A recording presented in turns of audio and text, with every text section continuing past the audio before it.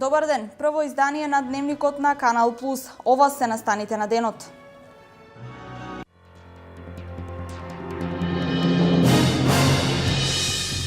Гасоводот од линијата Клечовце-Штип пристигна до Штипско Сушево. Во наредната фаза гасоводни цевки ќе се поставуваат до Кавадарци, а идната година и до Битола. На 10.800 лица до сега најдоа работа преку Македонија вработува. За 2017 година се планираат микротаргетни мирки за специфичните потреби на секоја општина. Карбинци е општината со најмногу турско население на истокот. Настава на турски јазик следат 53 деца во оделенска настава во 4 училишта. Се одбележува денот на турскиот јазик во Македонија.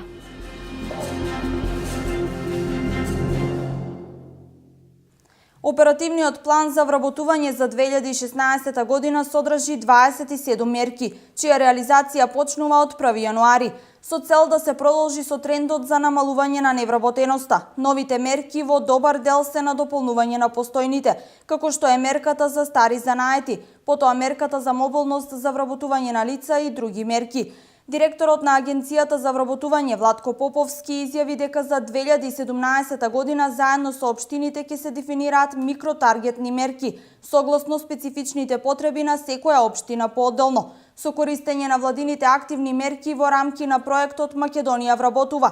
Досега се вработени 10.800 лица, а до 26 април идната година проекциите е да се вработат вкупно 15.000 лица.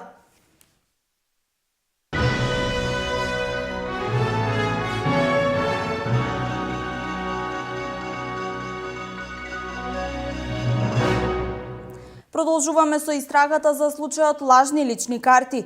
Запленети се идентични машини како од пасошката афера, а меѓу приведените има лица со дебело полициско досие. Меѓу кривичните дела за кои биле гонети има и такви од областа на насилниот криминал. За овој случај денес се огласи заменик министерот за внатрешни работи Митко Чавков.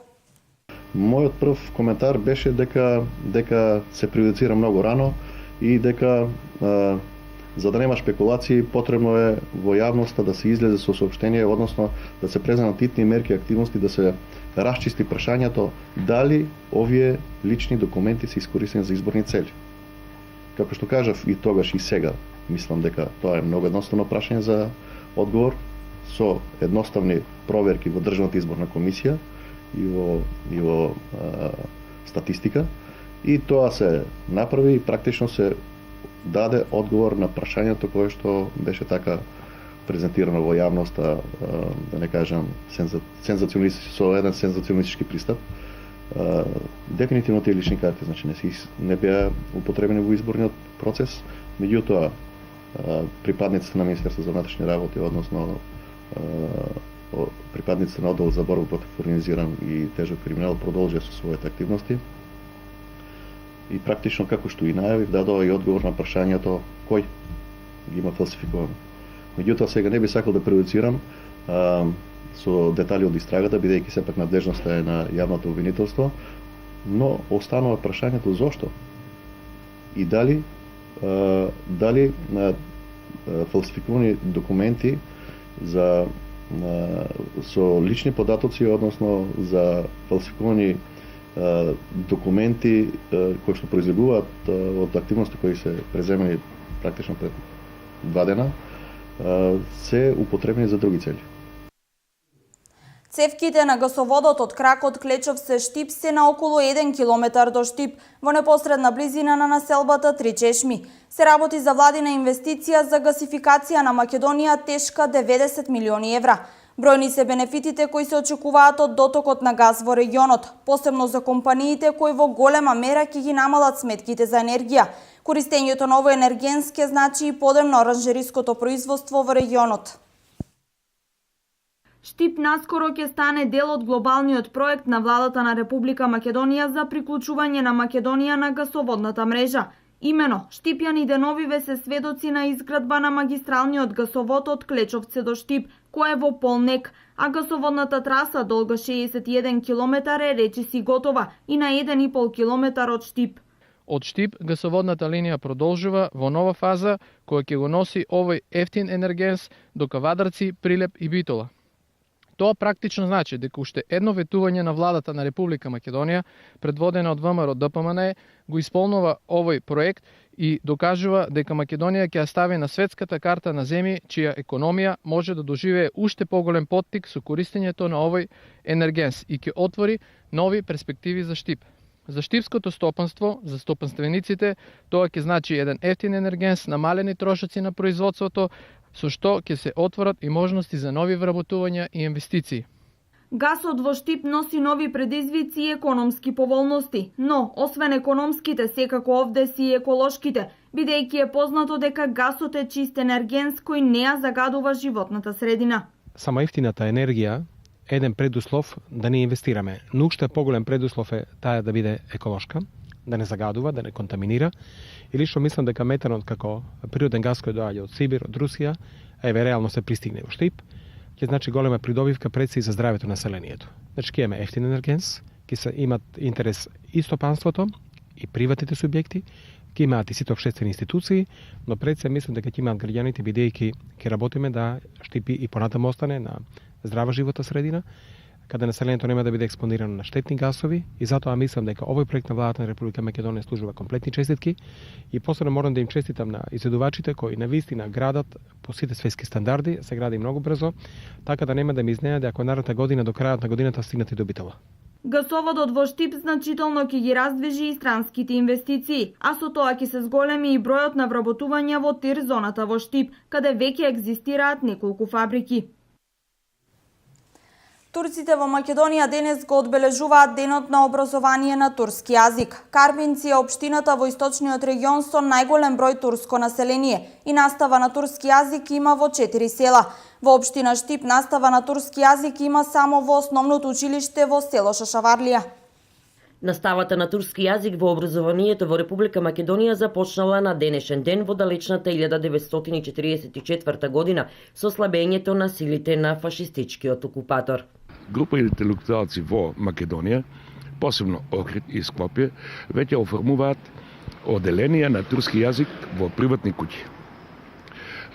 Значи, 64-5 години се одвива настава на турски јазик во образованието во Македонија. 2007 година веќе со одлука на владата и на образовните институции почнува да се слави овој ден како настава на турски јазик во образованието во Македонија. Во Штипско наставата на турски јазик се одвива нормално во село Шашаварлија, по подрачното училиште на општинското Гоце Делчев, со тоа што 2 часа во неделата се одржува настава на македонски јазик.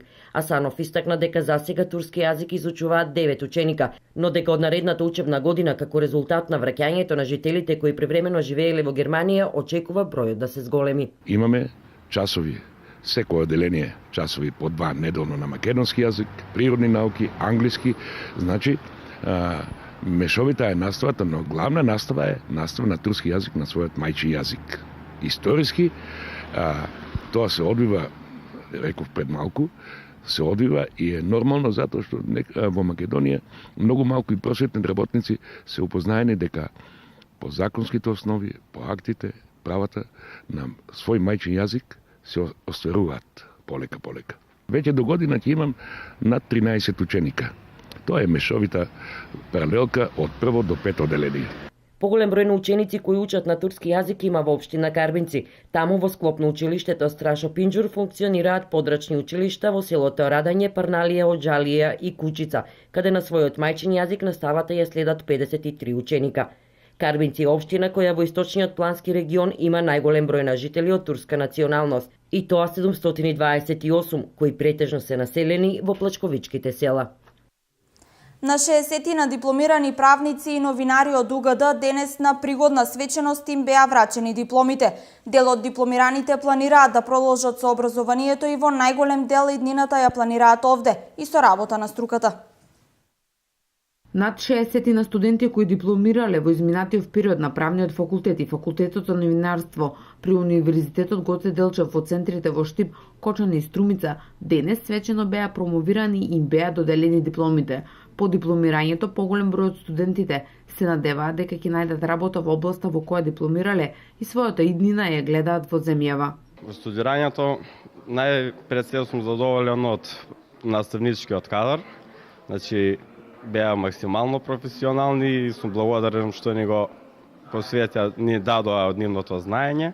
Посветувавме практична работа во судовите, во основните судови во Штип, во Кочани и сум многу задоволен. Пред сега да положам правосуден испит, па да запишам докторски студии, да поберам работа во струка, самостално сакам да работам. Мојата иднина ја гледам тука, како самостоен адвокат. Јас заврших на правниот факултет, применета политика и дипломатија, значи во иднина очекувам да работя нешто у таа сфера. Студирањето беше со 3 години јавна администрација. Вработен не сум, очекувам работа, се надевам побрзо вработување на струката.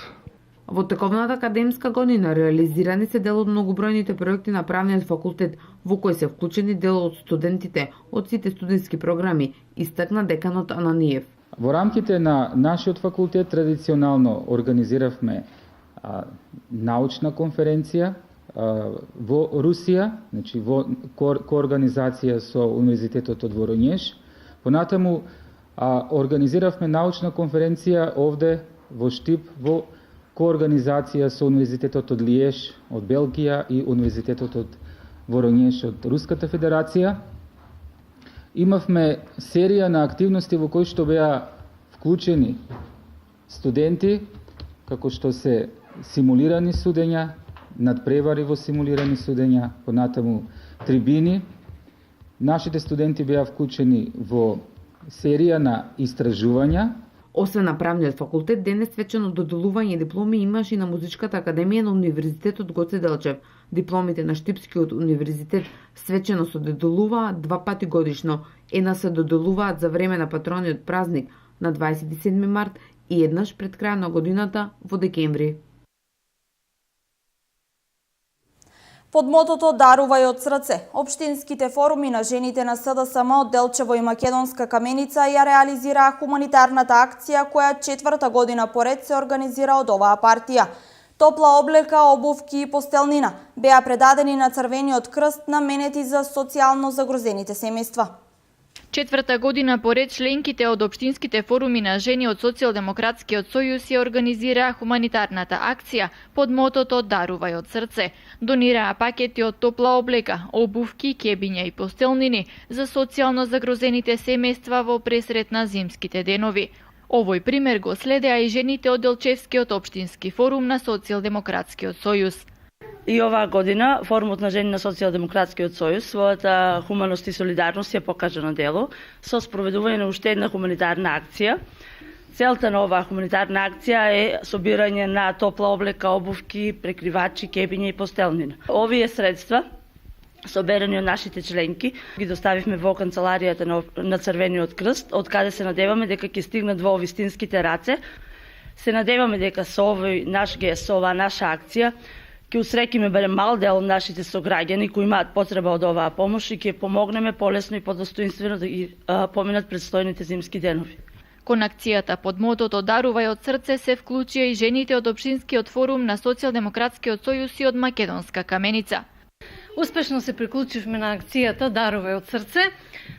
Преубаво е чувството да се дарува, иако не е убаво чувството да знаеме дека на многу им е потребна оваа помош, меѓутоа ќе усрекиме многу лица и посакувам, значи, од наредната година уште поголема масовност. Хуманитарните пакети соберени од општинските форуми од Делчево и Македонска Каменица вчера точно во 12 часот беа предадени во општинската организација на Црвениот крст во Делчево. Истата ќе биде наменета за социјално загрозените лица или на лица кои што имаат потреба од таков вид на помош. Уште еднаш благодарам. Ова акција ја поддржаа општинските организации на жени на Социјалдемократскиот сојуз во рамки на целата држава, донирајќи хуманитарни пакети во општинските организации на Црвениот крст, а во градовите каде што нема канцеларии на Црвениот крст, пакетите беа донирани директно на загрозените семејства. Штипскиот народен театар денес ја имаше премиерата на новогодишната представа за деца "Честитка за Дедо Мраз". Вообичаено пред Нова година највесело е во детските градинки. Во Стибовите градинки во Штип почнаа детските изведби на новогодишната бајка. Почетокот на новата работна недела во Штип е во знакот на Нова година. Поточно, новогодишни представи, и тоа во Народниот театар и детската градинка Астиво. Во Народниот театар за најмалите премиерно беше изведена веќе најавената представа "Подарок за Дедо Мраз", во која станува збор за малата Снежана, родена на Нова година, која секоја година токму за празнувањето останува сама. Овој пат друштво и прават имагинарни ликови принц и принцеза. Тие ја водат Снежана, но и дечињата од публиката во низа познати приказни. Во детската градинка Астиво пак за прв пат за дечињата кои секојдневно ја посетуваат градинката, но и нивните родители, беше изведена новогодишна представа насловена како "Новогодишна бајка". Ви решивме од оваа година во еден дел да го смениме концептот на одржување на локални приредби во нашата градинка и во сите наши 4 клона. Оваа година се решивме за новогодишна бајка во која што дечињата ќе испратат старата година и ќе дочекаат новата година заедно со родителите. По повод овој настан организираме и представа и музичка представа која што ја изведуваат самите дечиња од големите групи во сите 4 клонови на детската градинка Астиво. Во текот на наредните 3 дена представата ќе биде одиграна и во останатите 3 клона, и тоа во Цветови во населбата 8 ноември, Сончогледи во населбата Сењак и Бамби во населба Баби.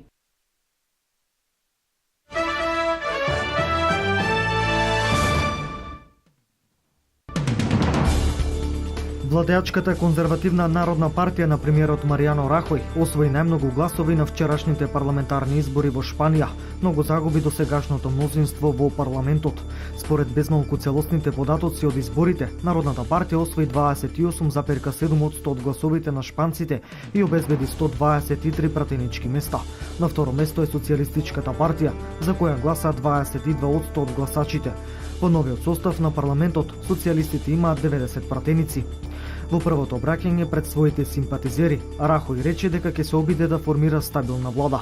Народната партија е се уште партија број 1 во Шпанија, порача Рахој. Најмалку едно лице го загуби животот, а повеќе од 37 се повредени во неделата кога автомобил од непозната причина се залетал во група луѓе во Лас Вегас, во американската сојузна држава Невада, соопшти полицијата. Неколку од повредените се во критична состојба, објави на Твитер полицијата во Лас Вегас. Возачот на автомобилот е во притвор, наведува истиот извор. Повеќе од 37 повредени во сообраќајна несреќа на булевар во Лас Вегас, потврдена смрт на едно лице, неколку во критична состојба. Возачот во притвор, гласи содржината на полицискиот твит. На вчерашното референдумско изјаснување, словенците го отфрлија законот за истополовите бракови, покажуваат преелиминарните резултати. Според податоците на изборната комисија, околу 63% од избирачите гласале против законот со кој се дава право на истополовите двојки да склучуваат брак и да посвојуваат деца, а 37% го поддржале. Резултатите уште не се конечни, по пребројување на 96% од гласовите, но не е за очекување дека ќе се промени нешто за крајниот резултат.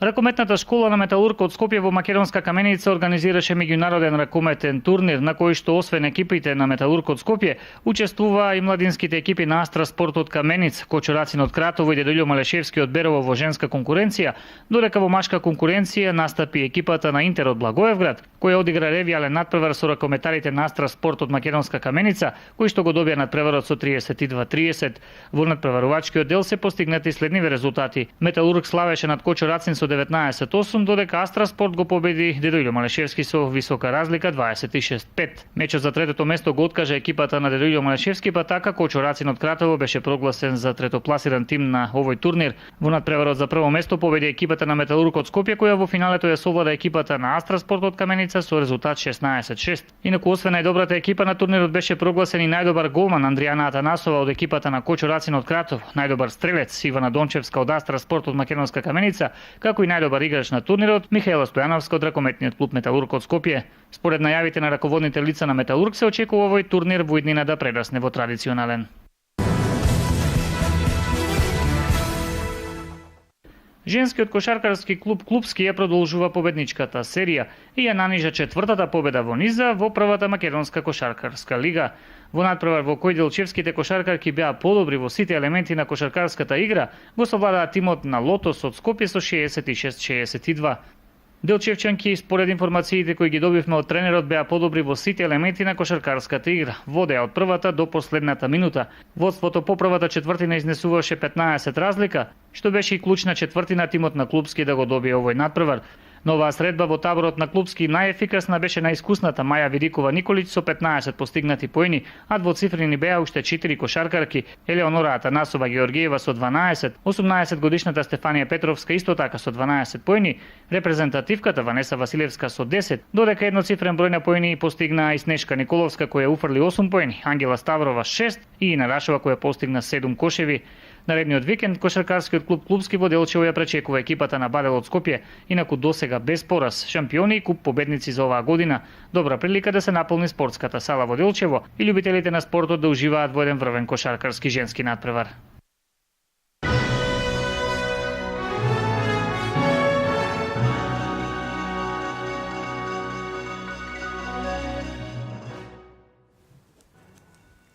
Ова е се во дневникот во 16:30. Довидување до 20 часот за кого подготвуваме свежи информации за актуелни настани.